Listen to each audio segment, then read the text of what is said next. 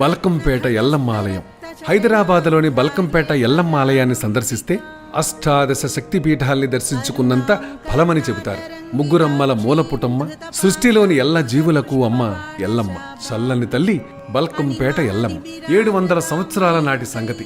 అప్పటికసలు హైదరాబాద్ నగరమే పుట్టలేదని చెప్పాలి. బల్కంపేట అనేది ఓ కుగ్రామం, చుట్టూ పొలాలే. ఓ రైతు తన పొలంలో బావిని తవ్వుతూ ఉండగా బండరాయి అడ్డొచ్చినట్టు అనిపించింది. పరీక్షగా చూస్తే అమ్మవారి ఆకృతి. చేతులెత్తి ముక్కాడా రైతు. భక్తితో ఆ విగ్రహాన్ని ఒడ్డుకు చేర్చాలని ప్రయత్నించాడు. కాస్తంతైనా కూడా కదలలేదు. ఊళ్ళోకెళ్లి జనాన్ని తీసుకొచ్చాడు. తలో చెయ్యి వేశారు, అయినా లాభం లేకపోయింది. శివసత్తులను పిలిపించారు. శివసత్తులంటే పరమశివుడి ఆరాధకులు. శైవ సాంప్రదాయంలో వీరికి చాలా ప్రాధాన్యం ఉంది. ఇక్కడి నుంచే పూజలు అందుకోవాలన్నది అమ్మవారి అభిష్టం కావచ్చు.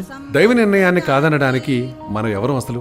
సలహా ఇచ్చారు శివసత్తులు. అమ్మవారిని రేణుకాంబగా గుర్తించింది వీళ్లే. మూల విరాట్టు బావి